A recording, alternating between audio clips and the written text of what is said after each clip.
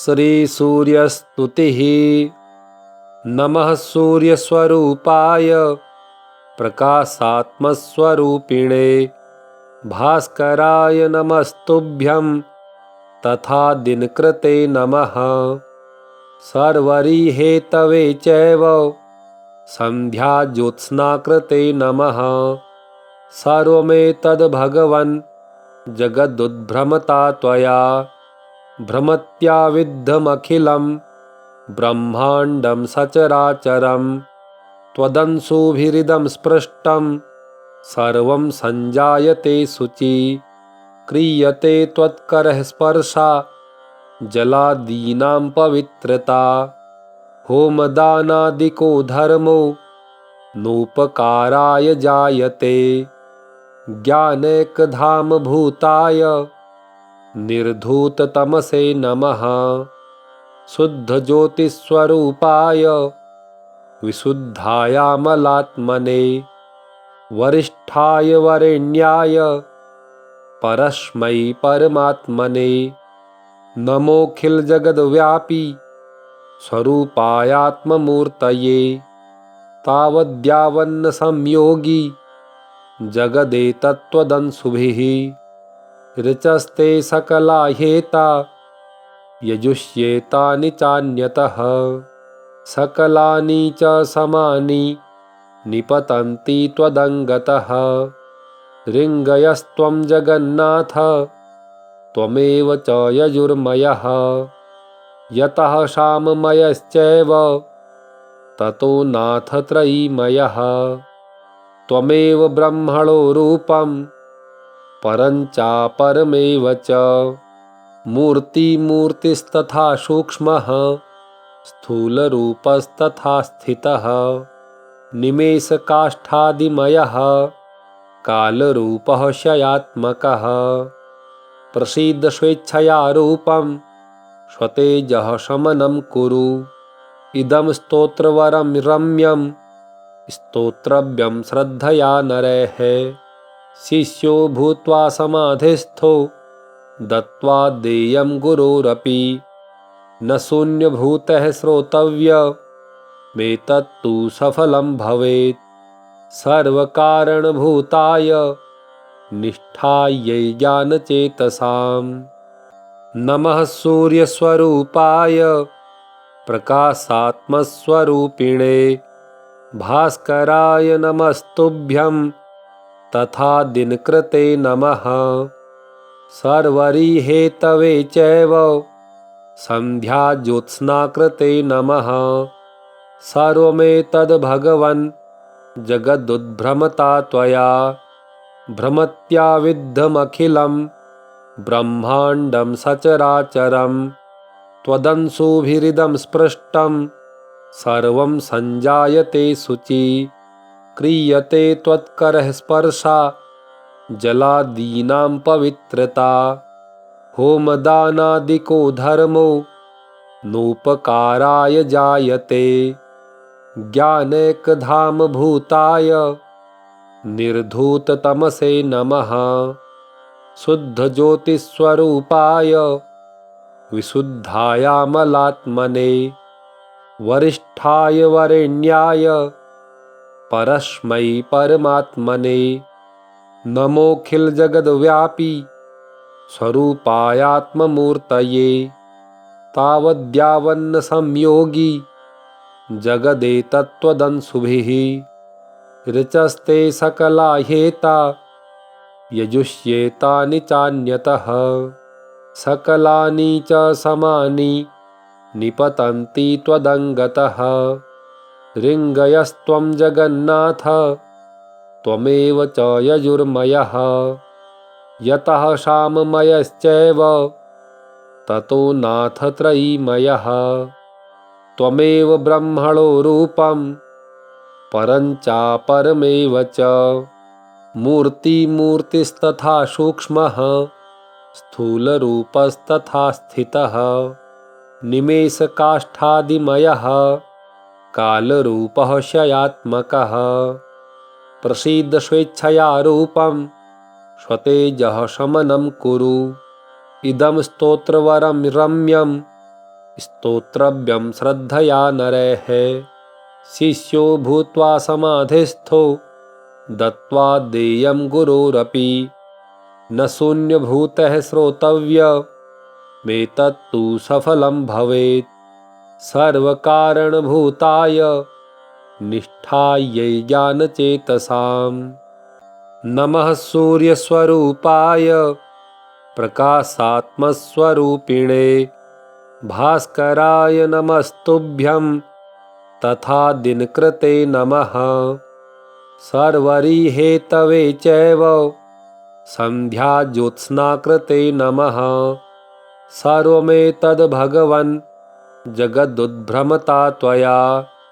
भ्रमत्या विद्धमखिलं ब्रह्माण्डं सचराचरं त्वदंशुभिरिदं स्पृष्टं सर्वं सञ्जायते शुचि क्रियते त्वत्करः स्पर्शा जलादीनां पवित्रता होमदानादिको धर्मो नोपकाराय जायते ज्ञानैकधामभूताय निर्धूततमसे नमः शुद्धज्योतिस्वरूपाय विशुद्धायामलात्मने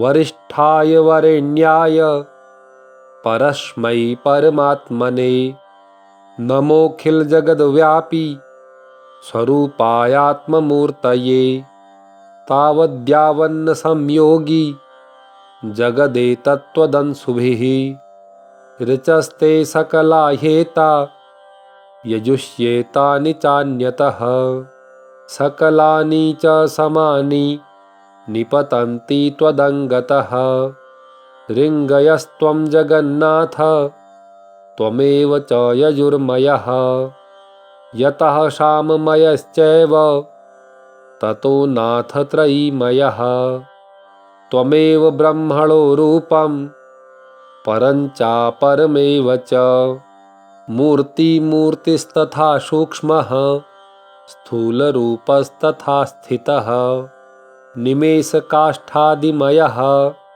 कालरूपः क्षयात्मकः प्रसीद स्वेच्छया रूपं स्वतेजः शमनं कुरु इदं स्तोत्रवरं रम्यं स्तोत्रव्यं श्रद्धया नरैः शिष्यो भूत्वा समाधिस्थो दत्त्वा देयं गुरोरपि न शून्यभूतः श्रोतव्यमेतत्तु सफलं भवेत् सर्वकारणभूताय निष्ठायै ज्ञानचेतसाम् नमः सूर्यस्वरूपाय प्रकाशात्मस्वरूपिणे भास्कराय नमस्तुभ्यं तथा दिनकृते नमः सर्वरिहेतवे चैव सन्ध्याज्योत्स्नाकृते नमः सर्वमेतद्भगवन् जगदुद्भ्रमता त्वया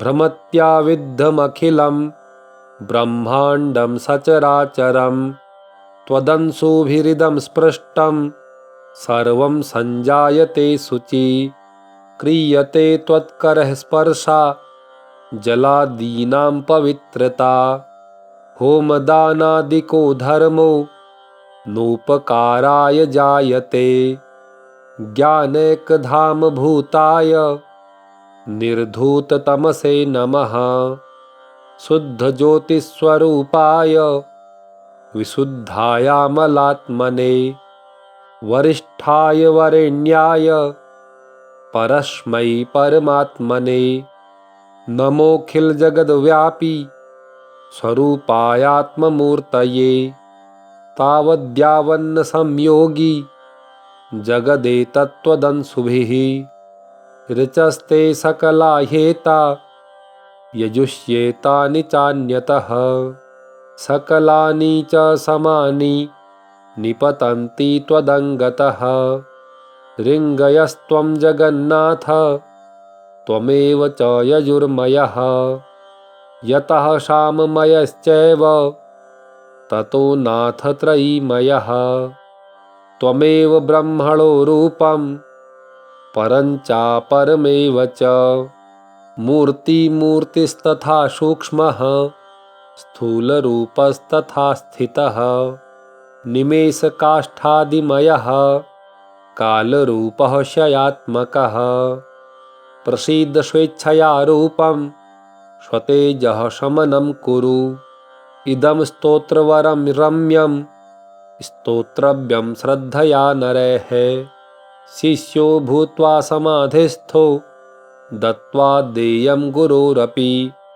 न शून्यभूतः श्रोतव्यमेतत्तु सफलं भवेत् सर्वकारणभूताय निष्ठायै ज्ञानचेतसाम् नमः सूर्यस्वरूपाय प्रकाशात्मस्वरूपिणे भास्कराय नमस्तुभ्यं तथा दिनकृते नमः सर्वरिहेतवे चैव सन्ध्याज्योत्स्नाकृते नमः सर्वमेतद्भगवन् जगदुद्भ्रमता त्वया भ्रमत्या विद्धमखिलं ब्रह्माण्डं सचराचरं त्वदंशुभिरिदं स्पृष्टं सर्वं सञ्जायते शुचि क्रियते त्वत्करः स्पर्शा जलादीनां पवित्रता होमदानादिको धर्मो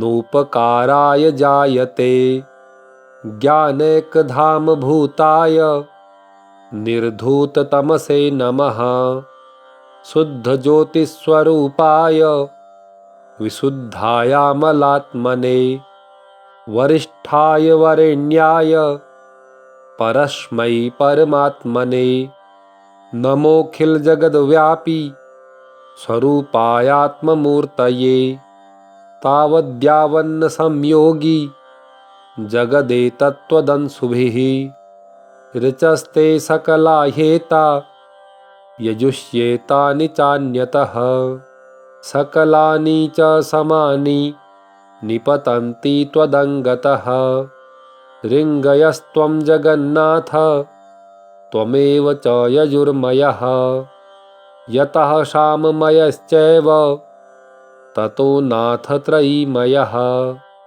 त्वमेव ब्रह्मणो रूपं परञ्चापरमेव च मूर्तिस्तथा सूक्ष्मः स्थूलरूपस्तथा स्थितः निमेषकाष्ठादिमयः कालरूपः शयात्मकः प्रसीद स्वेच्छया रूपं स्वतेजः शमनं कुरु इदं स्तोत्रवरं रम्यं स्तोत्रव्यं श्रद्धया नरैः शिष्यो भूत्वा समाधिस्थो दत्त्वा देयं गुरोरपि न शून्यभूतः श्रोतव्यमेतत्तु सफलं भवेत् सर्वकारणभूताय निष्ठायै ज्ञानचेतसाम् नमः सूर्यस्वरूपाय प्रकाशात्मस्वरूपिणे भास्कराय नमस्तुभ्यं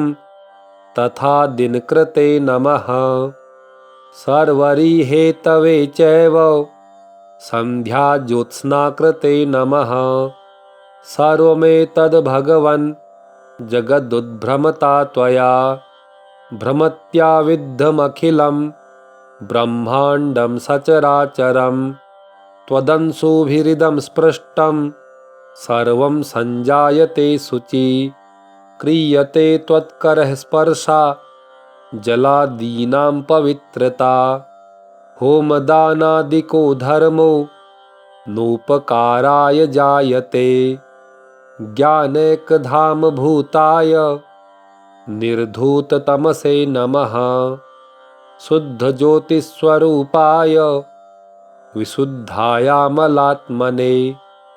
वरिष्ठाय वरेण्याय परस्मै परमात्मने नमोऽखिलजगद्व्यापी स्वरूपायात्ममूर्तये तावद्यावन्न संयोगी जगदेतत्त्वदंशुभिः ऋचस्ते सकला ह्येता यजुष्येतानि चान्यतः सकलानि च समानि निपतन्ति त्वदङ्गतः। ऋङ्गयस्त्वं जगन्नाथ त्वमेव च यजुर्मयः। यतः साममयश्चैव ततो नाथ त्रयीमयः। त्वमेव ब्रह्मणो रूपं परञ्चापरमेव च। मूर्तिमूर्तिस्तथा सूक्ष्मः स्थूलरूपस्तथा स्थितः। निमेषकाष्ठादिमयः कालरूपः शयात्मकः। प्रसीद स्वेच्छया रूपं स्वतेजः शमनं कुरु। इदं स्तोत्रवरं रम्यं स्तोत्रव्यं श्रद्धया नरैः। शिष्यो भूत्वा समाधिस्थो दत्त्वा देयं गुरोरपि। न शून्यभूतः श्रोतव्यमेतत्तु सफलं भवेत्। सर्वकारणभूताय निष्ठायै ज्ञानचेतसाम्। नमः सूर्यस्वरूपाय प्रकाशात्मस्वरूपिणे। भास्कराय नमस्तुभ्यं तथा दिनकृते नमः। सर्वरिहेतवे चैव सन्ध्याज्योत्स्नाकृते नमः। सर्वमेतद्भगवन् जगदुद्भ्रमता त्वया। भ्रमत्याविद्धमखिलं ब्रह्माण्डं सचराचरं। त्वदंशुभिरिदं स्पृष्टं सर्वं सञ्जायते शुचि। क्रियते त्वत्करः स्पर्शा जलादीनां पवित्रता। होमदानादिको धर्मो नोपकाराय जायते। ज्ञानैकधामभूताय निर्धूततमसे नमः। शुद्धज्योतिस्वरूपाय विशुद्धायामलात्मने। वरिष्ठाय वरेण्याय परस्मै परमात्मने। नमोऽखिलजगद्व्यापी स्वरूपायात्ममूर्तये। तावद्यावन्न संयोगी जगदेतत्त्वदंशुभिः। ऋचस्ते सकला ह्येता यजुष्येतानि चान्यतः। सकलानि च समानि निपतन्ति त्वदङ्गतः। ऋङ्गयस्त्वं जगन्नाथ त्वमेव च यजुर्मयः। यतः साममयश्चैव ततो नाथ त्रयीमयः। त्वमेव ब्रह्मणो रूपं परञ्चापरमेव च। मूर्तिमूर्तिस्तथा सूक्ष्मः स्थूलरूपस्तथा स्थितः। निमेषकाष्ठादिमयः कालरूपः शयात्मकः। प्रसीद स्वेच्छया रूपं स्वतेजः शमनं कुरु। इदं स्तोत्रवरं रम्यं स्तोत्रव्यं श्रद्धया नरैः। शिष्यो भूत्वा समाधिस्थो दत्त्वा देयं गुरोरपि। न शून्यभूतः श्रोतव्यमेतत्तु सफलं भवेत्। सर्वकारणभूताय निष्ठायै ज्ञानचेतसाम्। नमः सूर्यस्वरूपाय प्रकाशात्मस्वरूपिणे। भास्कराय नमस्तुभ्यं तथा दिनकृते नमः। सर्वरिहेतवे चैव सन्ध्याज्योत्स्नाकृते नमः। सर्वमेतद्भगवन् जगदुद्भ्रमता त्वया। भ्रमत्याविद्धमखिलं ब्रह्माण्डं सचराचरं। त्वदंशुभिरिदं स्पृष्टं सर्वं सञ्जायते शुचि। क्रियते त्वत्करः स्पर्शा जलादीनां पवित्रता। होमदानादिको धर्मो नोपकाराय जायते।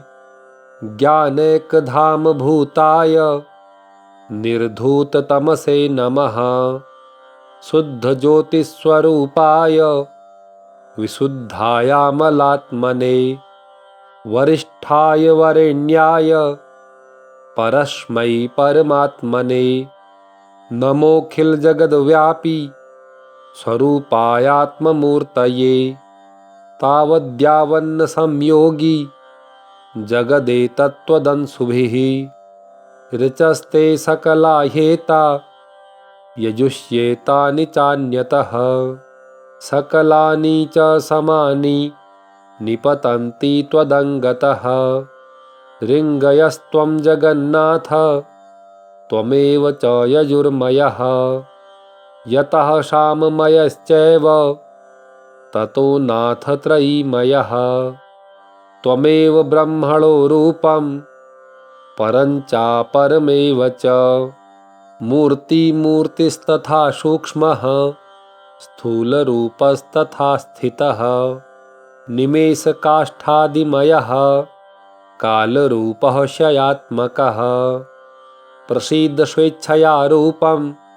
स्वतेजः शमनं कुरु इदं स्तोत्रवरं रम्यं स्तोत्रव्यं श्रद्धया नरैः शिष्यो भूत्वा समाधिस्थो दत्त्वा देयं गुरोरपि न शून्यभूतः श्रोतव्यमेतत्तु सफलं भवेत् सर्वकारणभूताय निष्ठायै ज्ञानचेतसाम् नमः सूर्यस्वरूपाय प्रकाशात्मस्वरूपिणे भास्कराय नमस्तुभ्यं तथा दिनकृते नमः सर्वरिहेतवे चैव सन्ध्याज्योत्स्नाकृते नमः सर्वमेतद्भगवन् जगदुद्भ्रमता त्वया भ्रमत्याविद्धमखिलं ब्रह्माण्डं सचराचरं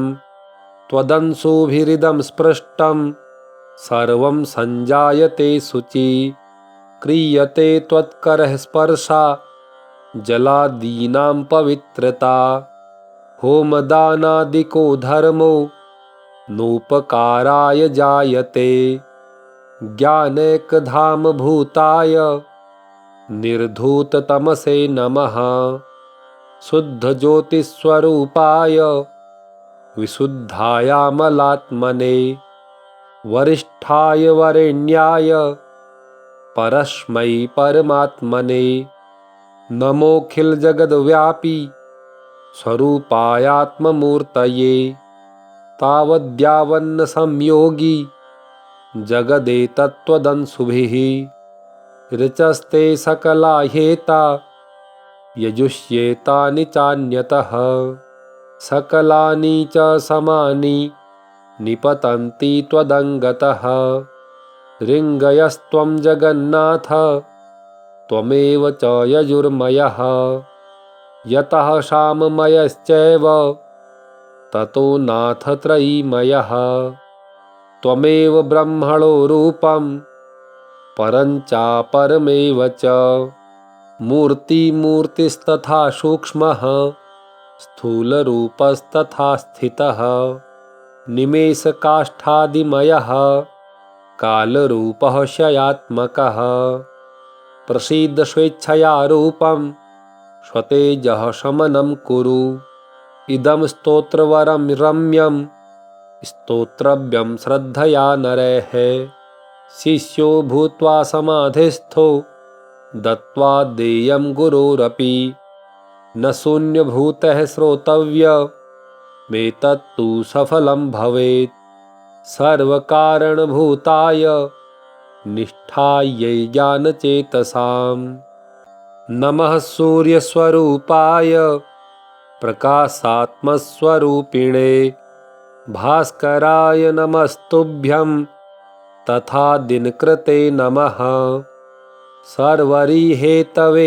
चैव सन्ध्याज्योत्स्नाकृते नमः सर्वमेतद्भगवन् जगदुद्भ्रमता त्वया भ्रमत्याविद्धमखिलं ब्रह्माण्डं सचराचरं त्वदंशुभिरिदं स्पृष्टं सर्वं सञ्जायते शुचि क्रियते त्वत्करः स्पर्शा जलादीनां पवित्रता होमदानादिको धर्मो नोपकाराय जायते ज्ञानैकधाम भूताय निर्धूततमसे नमः। शुद्धज्योतिस्वरूपाय विशुद्धायामलात्मने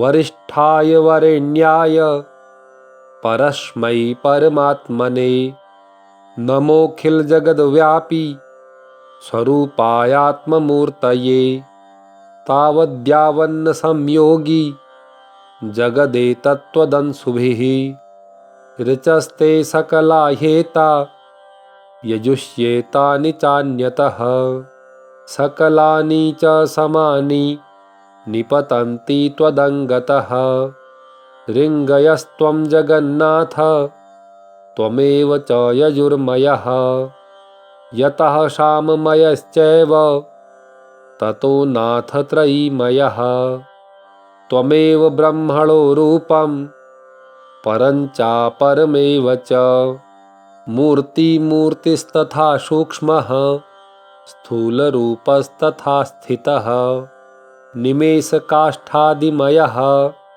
कालरूपः क्षयात्मकः प्रसीद स्वेच्छया रूपं स्वतेजः शमनं कुरु इदं स्तोत्रवरं रम्यं स्तोत्रव्यं श्रद्धया नरैः शिष्यो भूत्वा समाधिस्थो दत्त्वा देयं गुरोरपि न शून्यभूतः श्रोतव्यमेतत्तु सफलं भवेत् सर्वकारणभूताय निष्ठायै ज्ञानचेतसां नमः सूर्यस्वरूपाय प्रकाशात्मस्वरूपिणे भास्कराय नमस्तुभ्यं तथा दिनकृते नमः सर्वरिहेतवे चैव सन्ध्याज्योत्स्नाकृते नमः सर्वमेतद्भगवन् जगदुद्भ्रमता त्वया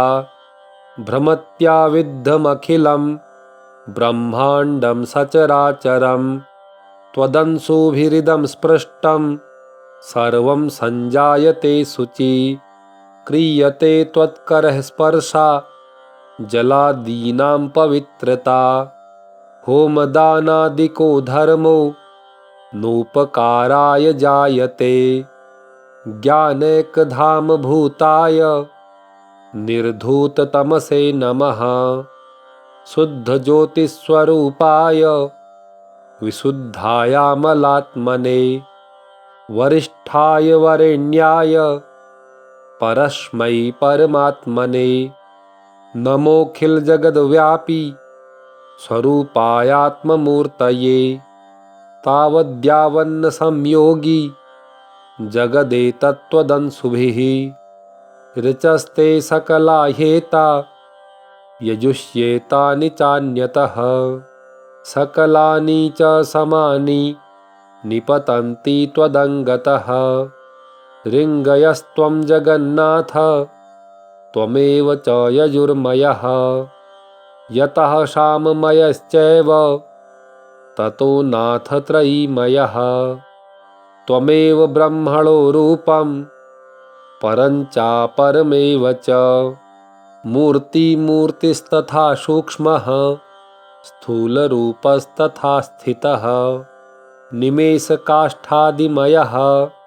कालरूपः क्षयात्मकः प्रसीद स्वेच्छया रूपं स्वतेजः शमनं कुरु इदं स्तोत्रवरं रम्यं स्तोत्रव्यं श्रद्धया नरैः शिष्यो भूत्वा समाधिस्थो दत्त्वा देयं गुरोरपि न शून्यभूतः श्रोतव्यमेतत्तु सफलं भवेत् सर्वकारणभूताय निष्ठायै ज्ञानचेतसाम् इति श्री मार्कण्डेय पुराणे सूर्यस्तुतिः श्री सूर्यार्पणमस्तु।